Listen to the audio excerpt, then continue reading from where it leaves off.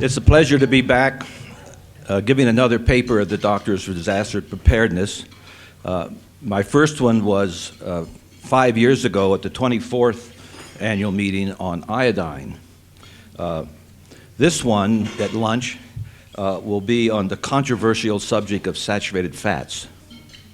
And I've noticed that one of the themes of this meeting is the bad things that government do to our lives.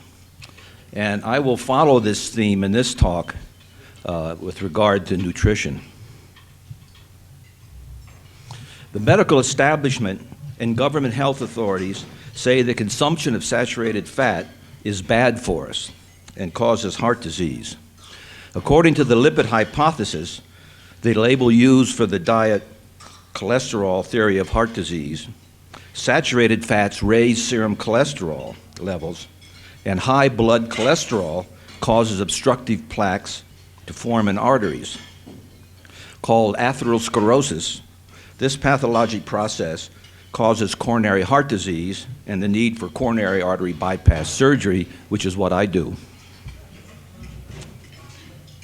Animals and tropical plants contain saturated fats, while plants outside the tropics are mostly unsaturated. Saturated animal fats are in milk, meat, eggs, butter, and cheese. And tropical coconut and palm oil contain a lot of saturated fat. The food industry makes trans fats. They do this by shooting hydrogen atoms into polyunsaturated vegetable oils. This straightens out the fatty acid molecules and packs them closer together, giving vegetable oil so treated a solid texture like lard. Trans fats are used to make margarine, with yellow bleach added so it looks like butter. They also are used to prolong the shelf life of bakery products, snacks, chips, imitation cheese, and other processed food. A saturated fat is a string of 3 to 22 carbon atoms that are fully saturated with hydrogen atoms. Unsaturated fat lacks a full complement of hydrogen atoms. Unsaturated alpha-linoleic acid, for example, has 3 carbon double bonds. Artificially created trans fats have hydrogen atoms that wind up being opposite sides of the carbon double bond, which straightens the molecule out and makes it mimic saturated fat. 100 years ago, less than 1 in 100 Americans were obese, and coronary heart disease was unknown. Pneumonia, diarrhea, and enteritis, and tuberculosis were the most common causes of death. Now, a century later, heart disease and cancer are the most common causes of death, which account for 75% of all deaths in this country.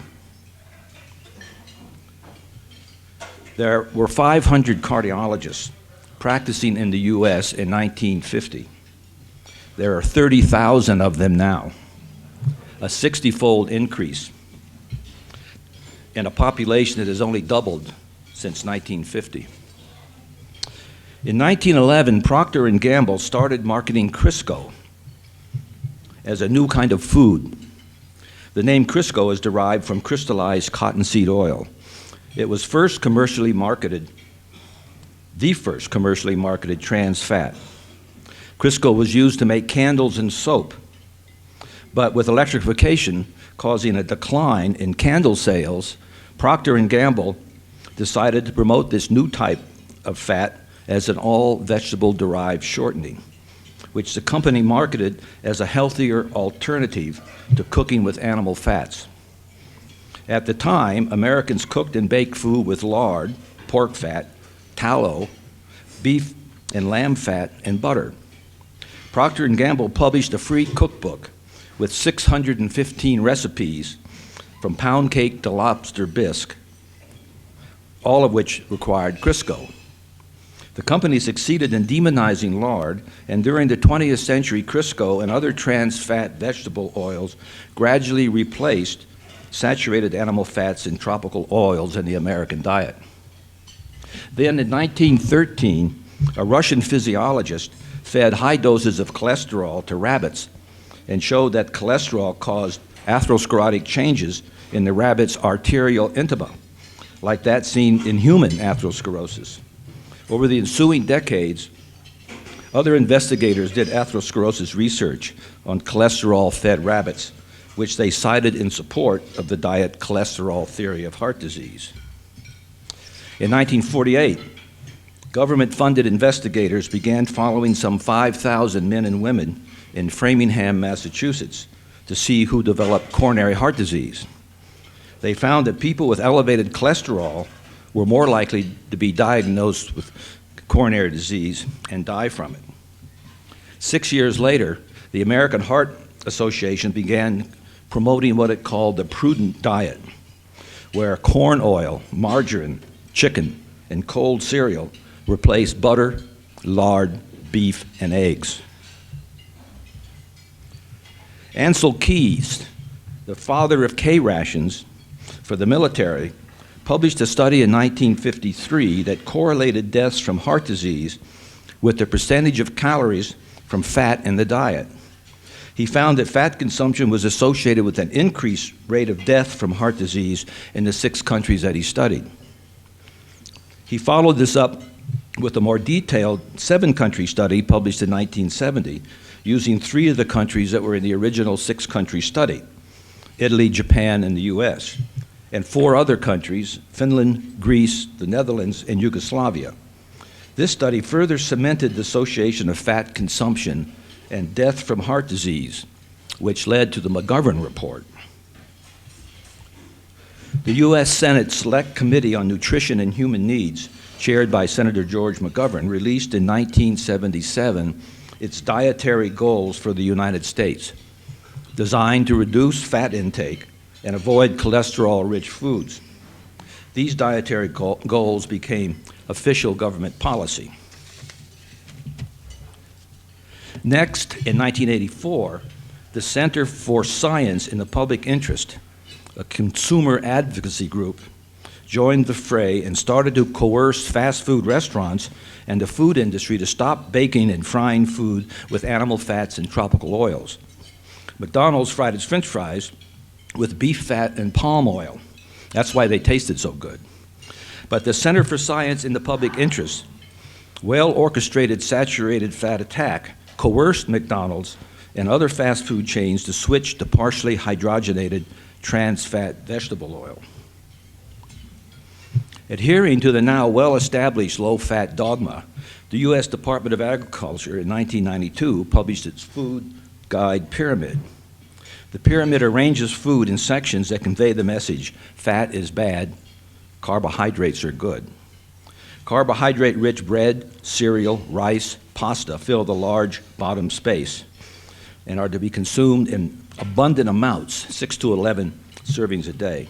Further up, as the pyramid narrows, fruit, which is also high in carbohydrates, is accorded 2 to 4 servings, whereas the portion that includes meat, fish, dry beans, eggs, and nuts is allowed only 2 to 3 servings. Fats and oils are placed at the small top portion of the pyramid and labeled "use sparingly."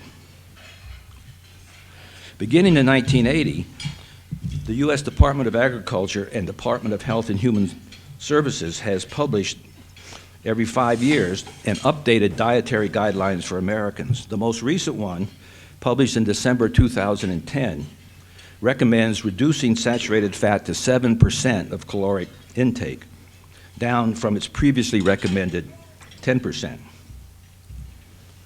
The USDA dietary guidelines and the American Heart Association group trans fats and saturated fats together and demonize them both as solid fats.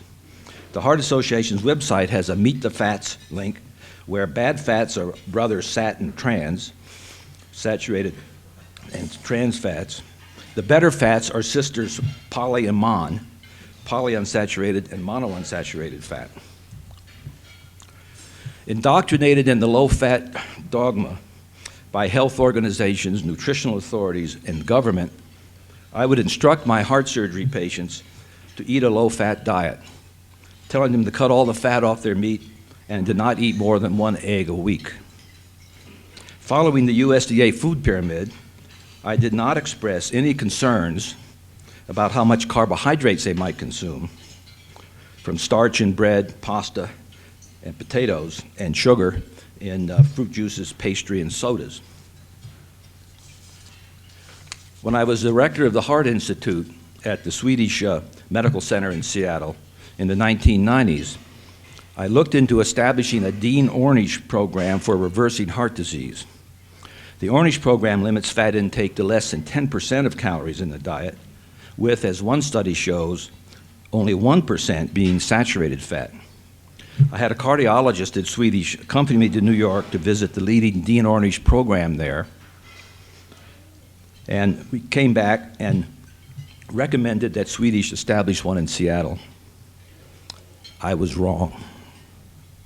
Several years later, after leaving Swedish and rejoining the faculty of the University of Washington, I came upon an article by Dr. Mary Innig and Sally Fallon titled The Oiling of America, that was published in the magazine Nexus in 1999. It stimulated me to look more carefully into this subject. Oscar Wilde said, "Life imitates art." He pointed out that life imitates art far more than art imitates life. In his film Sleeper, Woody Allen plays Miles Monroe, part owner of the Happy Carrot health food restaurant in Greenwich Village. He was cryogenically frozen in 1973 after a botched peptic ulcer operation done at the now closed St. Vincent Hospital. 200 years later, scientists wake him up and revive him. This shows Miles outside being taken out for a walk. The two scientists looking at him have this exchange. Well, he's fully recovered, except for a few minor kinks. Has he asked for anything special? Yes, this morning for breakfast, he requested something called wheat germ, organic honey, and tiger's milk. Oh, yes, those are the charm substances that some years ago were felt to contain life-preserving properties. You mean there was no deep fat? No steak or cream pies or hot fudge? Those were thought to be unhealthy, precisely the opposite of what we now know to be true. Incredible. The tiger's milk is said to be America's original carbohydrate-rich, protein-rich nutrition bar. It was popular in the 1970s, and you can still get it now on Amazon.com. As this cinematic work of art predicts, in 2173, deep fat, steak, cream pies, and hot fudge will have replaced wheat germ, organic honey, and tiger's milk as health foods. The title of this segment on YouTube is Woody Allen's 1973 film Sleeper may accurately portray healthy eating in the future. Plants do not contain any cholesterol, and animals are the only source of cholesterol, and herbivores do not eat animal products. Rabbits, being a herbivore, are not designed to digest animal fat and cholesterol. So when it is fed high doses of cholesterol, one should not be surprised if the cholesterol winds up getting stuck in any part of the poor rabbit, including his blood vessels.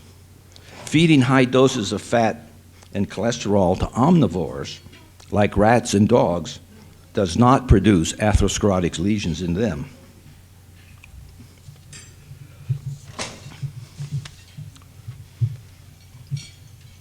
Evidence against fat wilts upon close scrutiny. In his 6-country study, Ansel Keys ignored data available from 16 other countries that did not fall in line with his desired graph. If he had chosen these 6 other countries on the left side, and even more strikingly on the bottom right, he could have shown that increasing percent of calories from fat in the diet reduces the number of deaths from heart disease. If Keys had included all 22 countries in his study, the result would have been a clutter of dots like this. In fact, it turns out that people who have the highest percentage of saturated fat in their diets have the lowest risk of heart disease. The diet of the Maasai tribe in Kenya and northern Tanzania consists of meat, milk, and blood from cattle. It is 66% saturated fat. The Rendille, diet of the Inuit Eskimos, consisting largely of whale meat and blubber, is 75% saturated fat. The Rendille in the Kazut Desert in northeast Kenya eat camel milk and meat, and banjo, a mixture of camel milk and blood. Their diet is 63% saturated fat.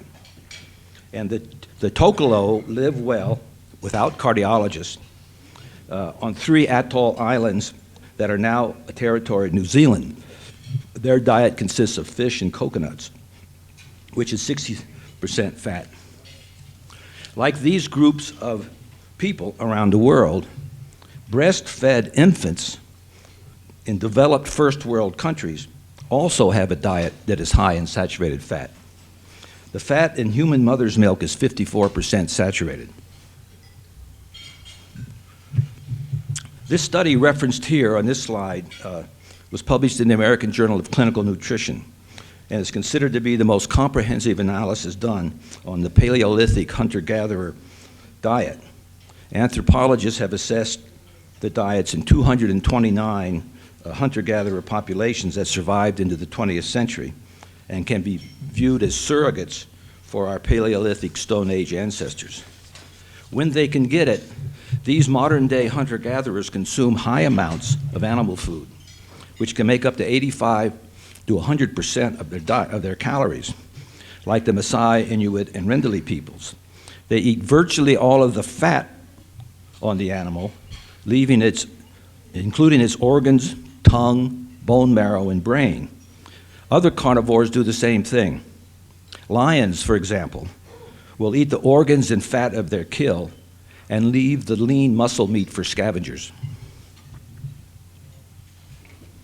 Since hunter-gatherers do not engage in agriculture, they have no corn, rice, wheat to eat. They obtain only a low amount of carbohydrates from wild plants, gathering seeds, nuts, roots, tubers, bulbs, and fruits from them. The Paleolithic era, or Stone Age, lasted 2.5 million years, beginning with our human ancestor Homo habilis, and progressing through a succession of species to ours, Homo sapiens, which has existed for some 200,000 years.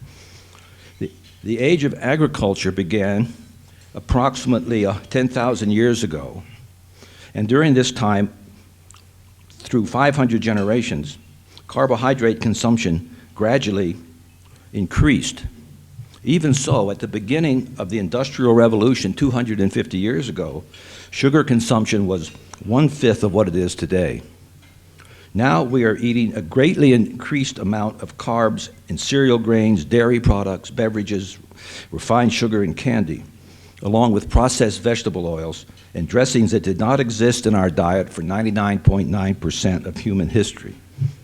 During this time, the human genome became adapted to follow a high-fat, low-carbohydrate diet. Nevertheless, health authorities today say that we should do the opposite and follow a low-fat, high-carbohydrate diet. As calories, fat and carbs are interchangeable, protein less so. One can eat and digest only so much protein. When the protein content in the diet exceeds 35% of calories, nausea, diarrhea, and weakness occur. And these symptoms disappear when the protein is dropped back down to 20 to 25%. The new social media of Facebook, Twitter, and YouTube is not only helping to overthrow dictators and autocratic regimes, but also wrong medical dogmas. This one, titled Big Fat Lies, exposes the chicanery that Ancel Keys practiced in his work. If you could pack all of human history into 1 year, we've only been farming and eating grain since about yesterday, which is when we became shorter and fatter. We only started consuming processed vegetable oils about 10 minutes ago, which is when heart disease became our #1 killer. So after examining all this human history, the experts came to the obvious conclusion. We need to eat a lot more of these. And so they convinced us that human health depends on foods we didn't eat for more than 99% of our entire existence. How did this happen?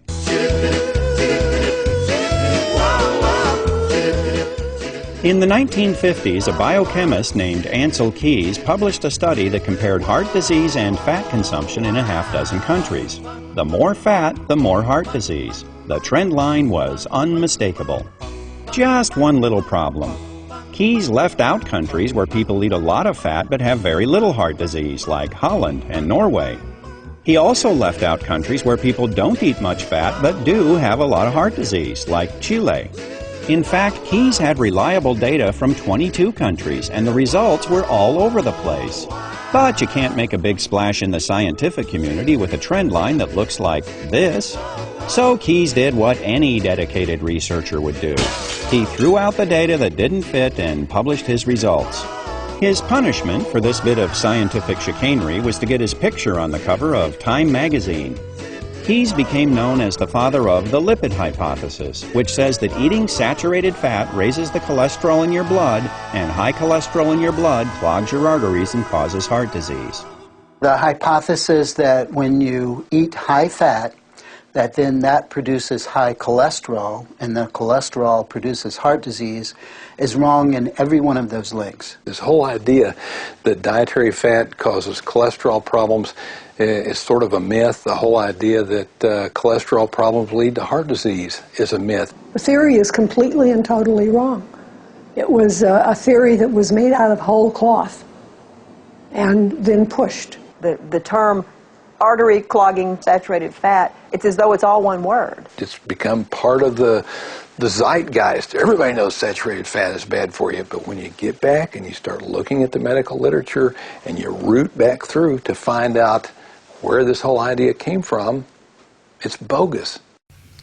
So in looking at the evidence that saturated fat and cholesterol cause heart disease, we see that the Ancel Keys study that was so influential with medical organizations and the government is bogus. The rabbit studies with atherosclerosis from cholesterol is inappropriate because they're herbivores. But what about the Framingham study?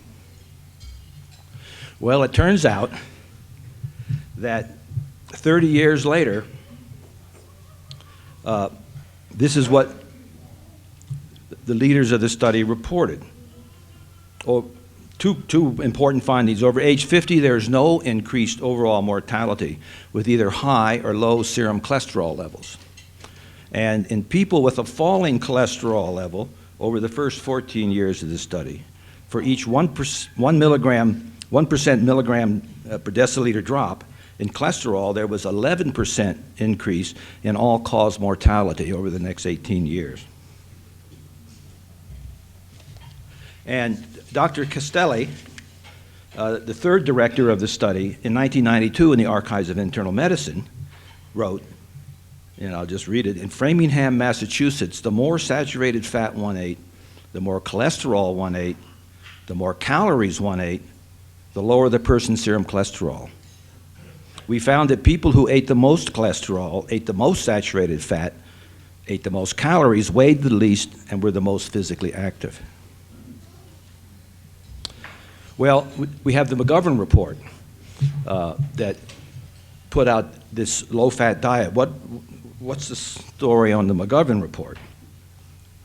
The committee's original report urged Americans to reduce their risk of heart attacks by reducing their intake of cholesterol down to the equivalent of about 1 egg a day. You know, there were eminent scientists of the time saying this is nonsense. There is no good scientific evidence that either fat or cholesterol, is at the root of heart disease. I said to the professor that I was working with, this is not right.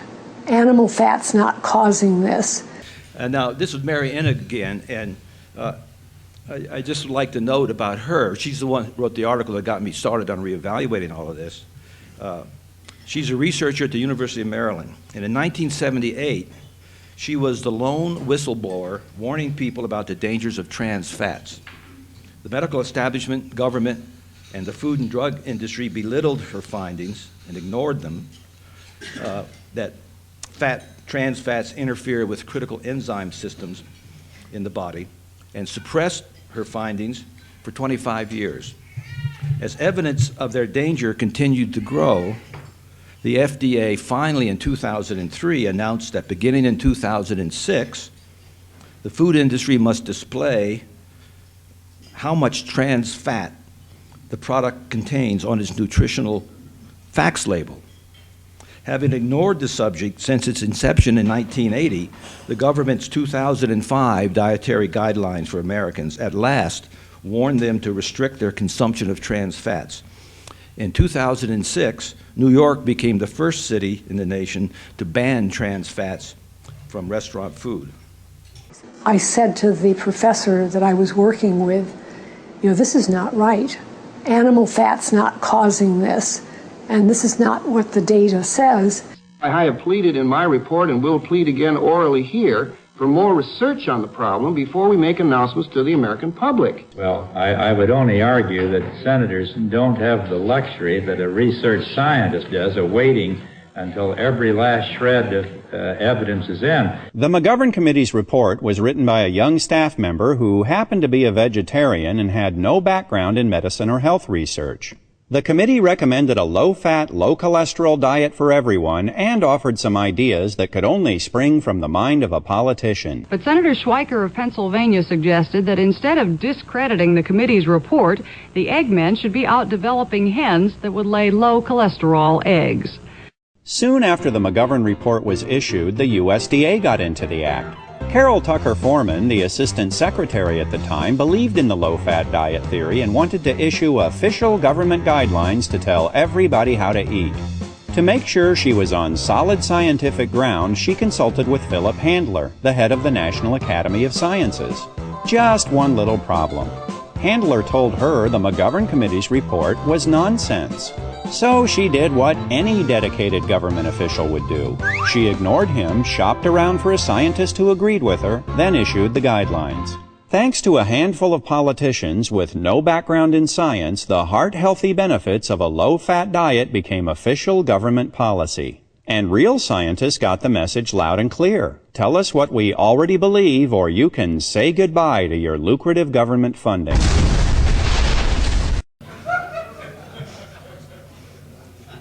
Couldn't be better said.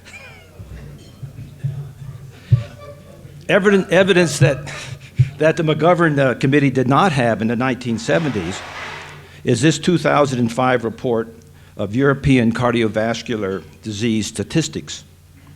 They show an inverse correlation with fat consumption and the rate of heart disease. Countries with the lowest consumption of saturated fat have the highest rates of heart disease. Georgia, Tajikistan, Azerbaijan, Moldova, Croatia, Macedonia, Ukraine all have saturated fat consumption that is less than 7.5% of calories, which is what the USDA and the American Heart Association recommend. But their death rate from heart disease is quite high. Austria, Finland, Belgium, Iceland, the Netherlands, Switzerland, and France have high levels of saturated fat in the diet and low rates of heart disease. France, with the highest fat consumption, has the lowest rate of deaths from heart disease among these 14 European countries.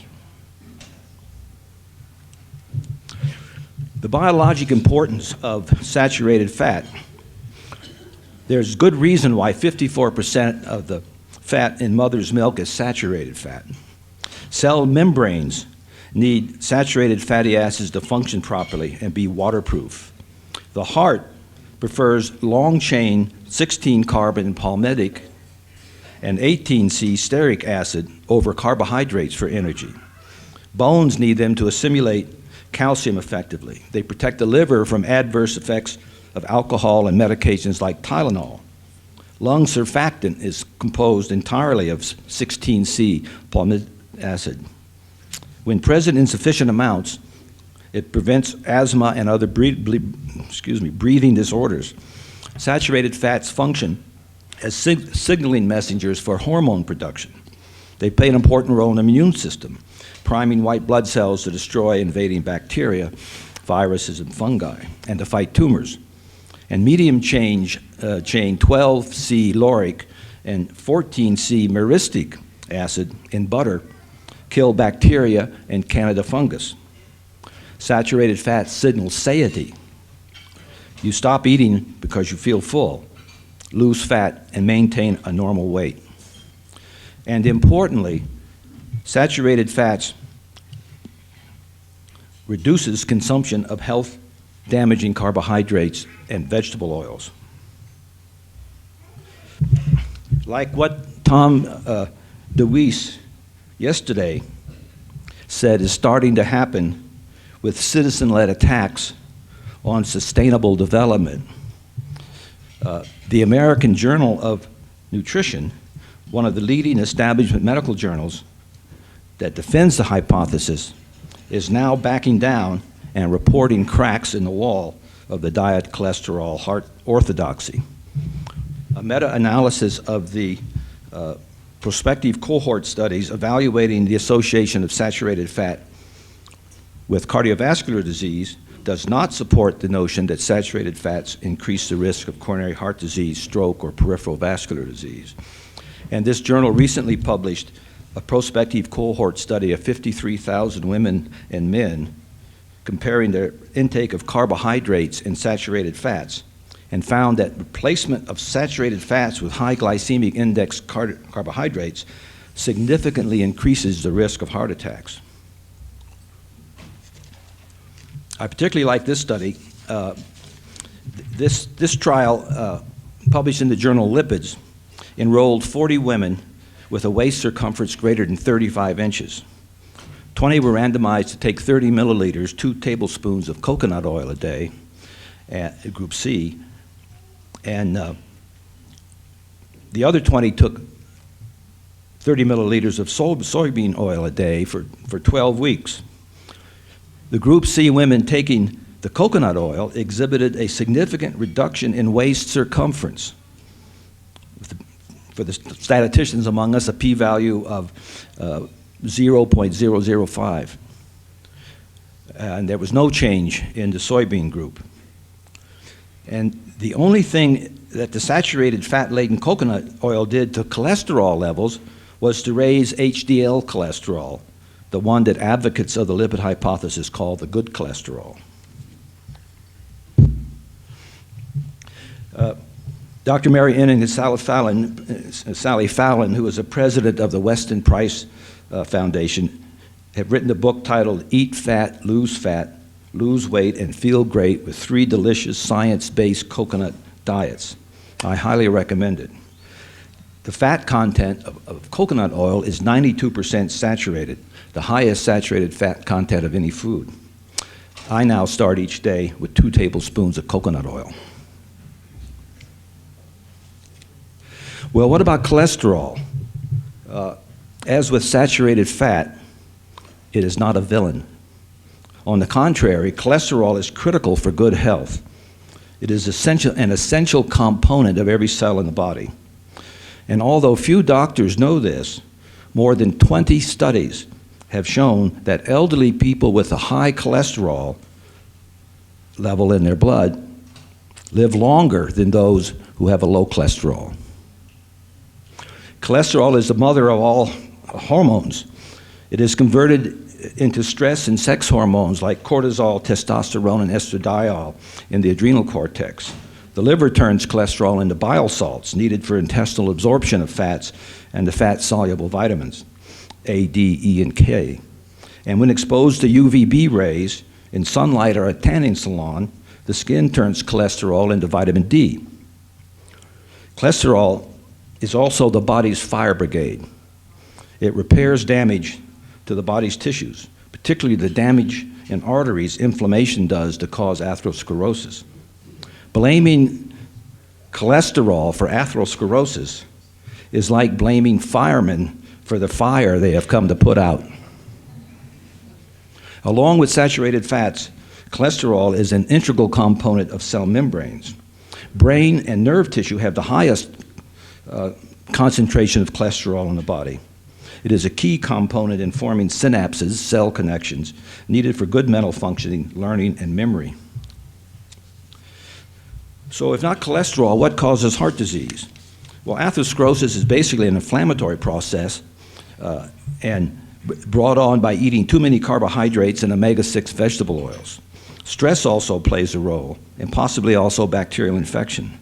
A deficiency of various vitamins, shown here, and may also play a role in causing atherosclerotic heart disease, as may an excess or deficiency of various minerals.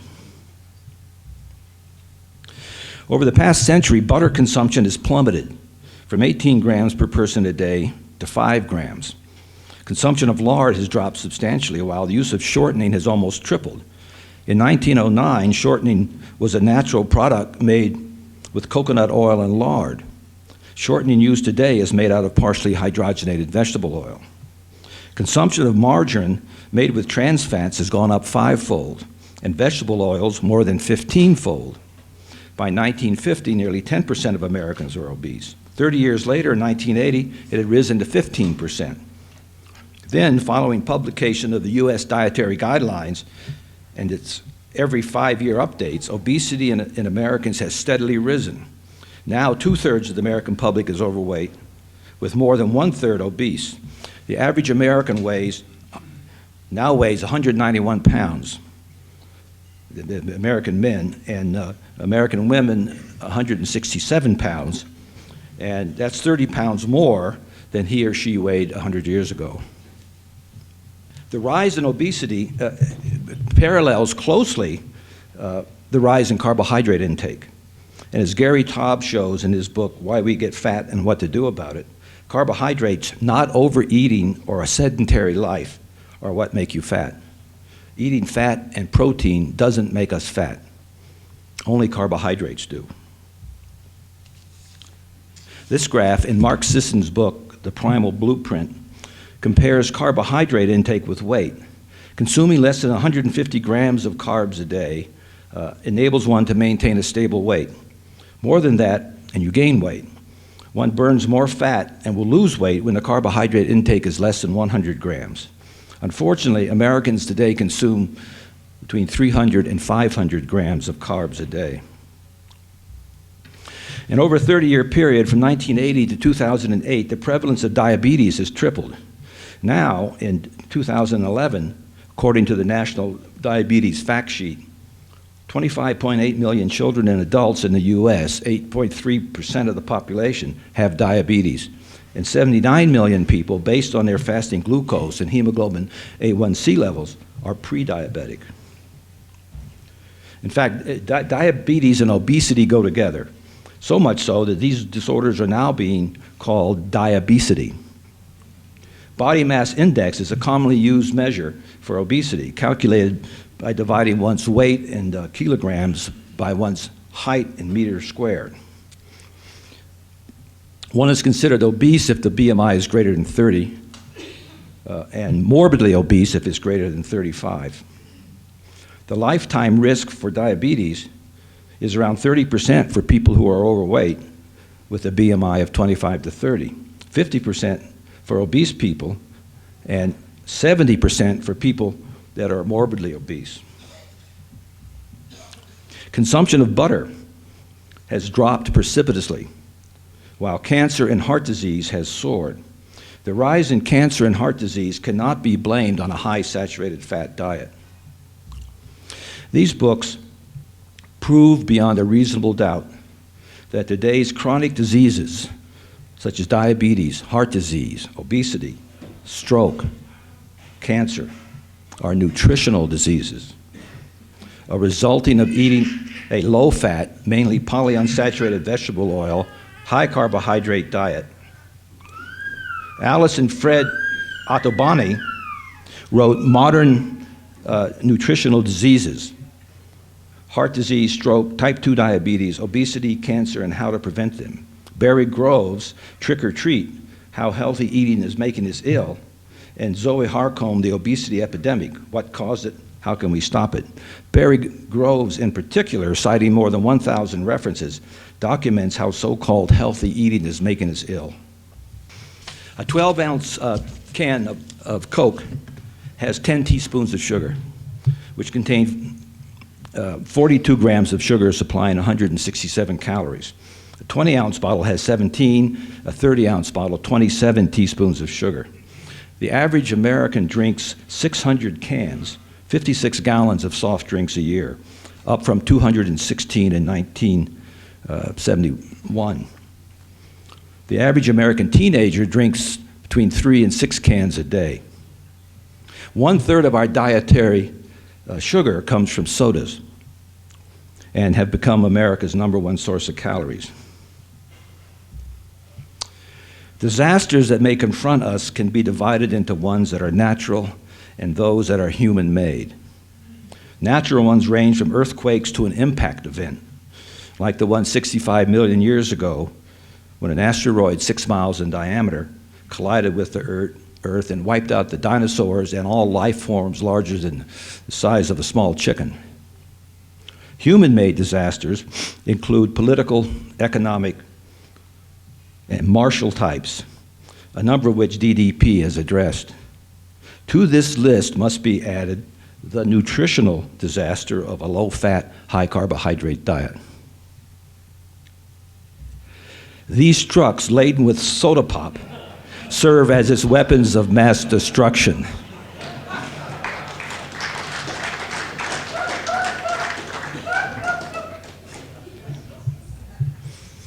In addition to Eat Fat, Lose Fat, I recommend 2 more books that can help us reduce our carbohydrate intake. And these are listed in the handout that you received. One is Life Without Bread, How a Low Carbohydrate Diet Can Save Your Life. It describes diets that limit carbohydrate intake to 72 grams a day, which is the equivalent of 6 slices of bread. The other one is Why We Get Fat and What to Do About It by Gary Taubes. Noting that meat, fish, and eggs contain no carbohydrates, he suggests that you eat as much of them as you like, along with leafy green vegetables. Try chicken salad wrapped in lettuce for a lunch sandwich. The ideal caloric ratio between carbohydrates, fats, and proteins is carbohydrates 10 to 15%, protein 15 to 25%, and fats 60 to 70%, with saturated fats composing the majority of the fats. Among the different kinds of fats, saturated fats and monounsaturated fats are good.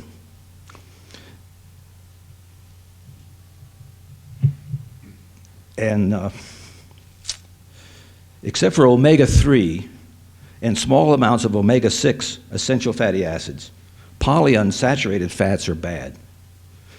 And in the particularly in the high quantities that we have them in a Western diet. Saturated animal fat is best obtained from grass-fed beef and pastured chickens, along with nitrate-free and additive-free bacon and sausage, and seafood from wild, not farm-raised fish. Healthy milk and meat comes from contented cows on pasture, eating grass food that they are designed to eat. Confinement operations like these produce meat that is too high in omega-6 polyunsaturated fat and too low in vitamins. It being certified organic is not sufficient. The turkeys in the photo in the lower left can be sold as organic because they're cage-free. The best meat to eat is that which is certified humanely treated or 100% grass-fed finished. Pastured poultry produces eggs much richer in nutrients such as vitamin D and A and omega-3 fatty acids. Like with the turkeys so confined, organic eggs are produced mainly in barns. One wants to eat pastured eggs like those sold at a farmer's market. The color of the yolk is an indication of the presence of nutrients. The pastured egg with its dark orange color is full of nutrients. The organic store egg less so. The supermarket egg pale as it is, could be even whiter if the chickens weren't fed orange foods and dyes. The butter on the right was made from cream from cows on green pasture. The deep yellow color is indicative of high levels of omega-3 fats and fat-soluble vitamins. The butter on the left was made with cream from confined cows. Commercial butter like this has artificial color added to it, so the consumer will not know that it is actually colorless. Two articles that I recommend that you can get online on this subject is The Oiling of America and an article I wrote published last year on the health benefits of a low carbohydrate, high saturated fat diet. I did a podcast on the health benefits of a low carbohydrate, high saturated fat diet on the Livin' La Vida Low Carb Show. The show's host, Jimmy Moore, has titled it, Cardiac Surgeon Dr. Donald Miller Tells Dr. Dean Ornish to Take a Hike. And for those of you who would like to delve further into this subject, I highly recommend these two books, written by a cardiologist, Dr. Ravenscoff. These books are a must-read for anyone taking statins to lower their cholesterol. Supporters of the orthodox view that saturated in cholesterol cause heart disease, who dismiss these books unread, bring to mind George Orwell's definition of orthodoxy. Orthodoxy means not thinking, not needing to think. And Frank Zappa put it well when he said, "The mind is like a parachute. It only works when it's open." One needs to approach this subject with an open mind. The last word on this subject, of course, should go to Julia Child.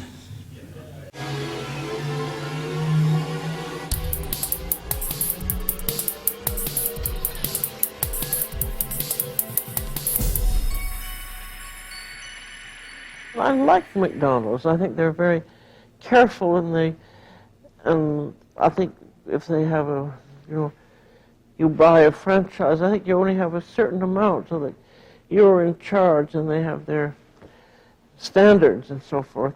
And I thought when they first started out, the French fries were very good.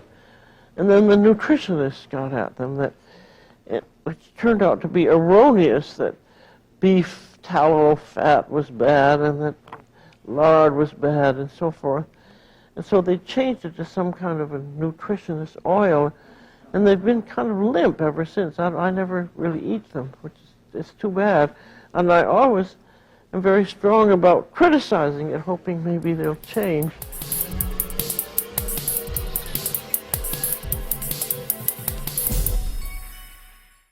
So enjoy eating saturated fats. They're good for you.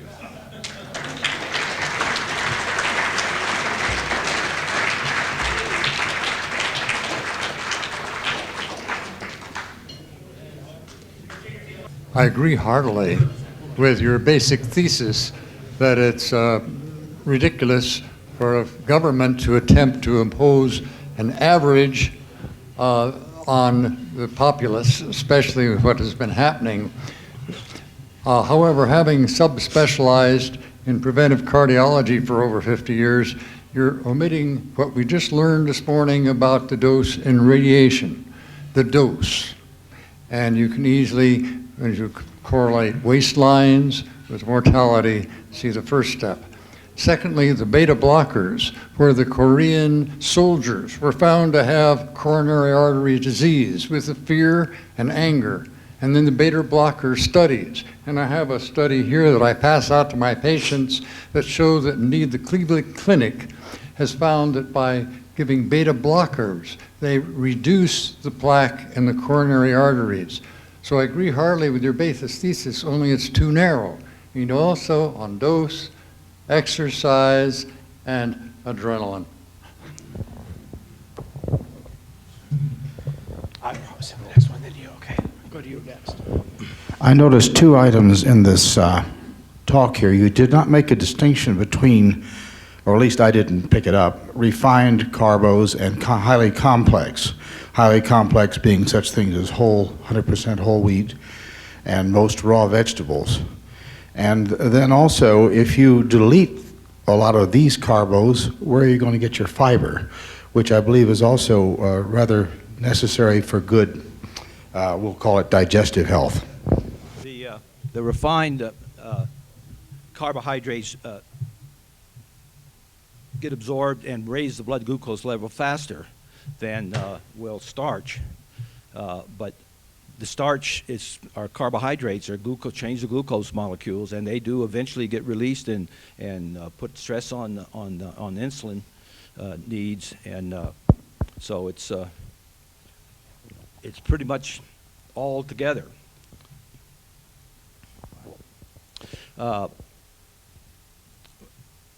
I don't know what to say about fiber, but if you eat a lot of meat, you get fiber. The Environmental Protection Agency, its effort to decarbonize the United States, is saying the incidence of asthma is due to burning fossil fuels, and they want to cut back on that. Okay, I can remember the 1940s. Pollution was 1,000 times worse than what we have today, and I heard the word asthma, and I never, ever heard of anybody having it. And now you've hit upon this thing on diet, increased asthma. Could this be the solution? Yes, the lung surfactant, which prevents asthma, is made solely of 16C palmitic acid, a saturated fat. So if you're cutting back on your saturated fats, you're not making enough lung surfactant, and you get more prone to asthma. Yes, I strongly agree with your talk. I know you're a cardiologist, and I would also like to hear at some point from Please correct that. I'm not a cardiologist. I'm a cardiac surgeon. Yeah. Okay. I think there's also a neurologic part of this, which is whether these diets affect our behavior. And I go no further than the fact that in the past, with infants that had seizures, they would use ketogenic diets, and that would stop the seizures. And I think there's a strong neurologic issue with diet as well. I agree. Great lecture. I do have a question, however, about artificial sweeteners, in particular aspartame. Do you have any comments on that?